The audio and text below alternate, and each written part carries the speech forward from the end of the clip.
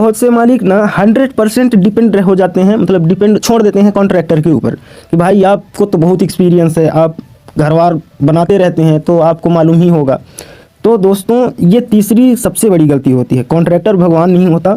India में mindset ये है कि वो कॉन्ट्रैक्टर है, उसे सब पता होगा, लेकिन सच्चाई ये होती है कि कॉन्ट्रैक्टर पहले प्रॉफिट देखता है कि उसको प्रॉफिट कहाँ बचेगा, क्वालिटी वो बाद में देखता है।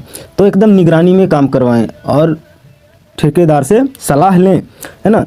तो अगर आप साइट पर नहीं जा रहे हैं तो समझ लो आपका पैसा साइट पर घूम रहा है।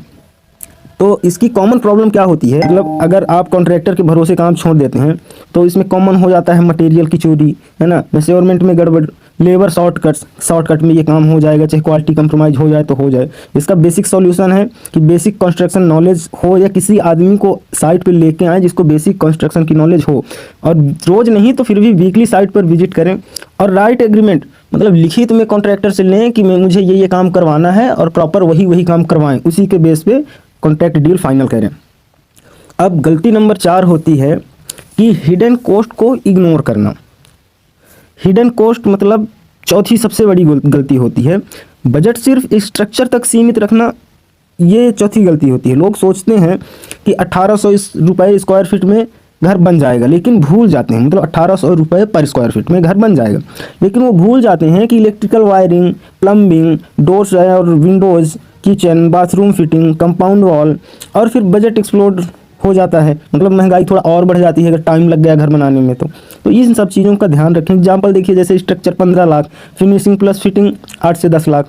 घर अधूरा नहीं, प्लानिंग अधूरी होती है, इसलिए घर आधे बने रह जाते हैं। बहुत से लोगों के मैंने देखे हैं कि थोड़ा पैसा आया, 9 कमरा 10 कमरा घर बना के खड़ा कर दिए, अब वो छत डाले बिना ही खड़ा है। तो ऐसे घर का क्या मतलब कि जो आधे में खड़ा रहे, फिर वो उसमें जब रहने लायक, मतलब घर बनाएं तो जितना बजट होना तो चाहे एक कमरा ही बनाएं, लेकिन एक बार मतलब काम जब चालू करें तो उसको रहने लायक तो ज़रूर बना लें।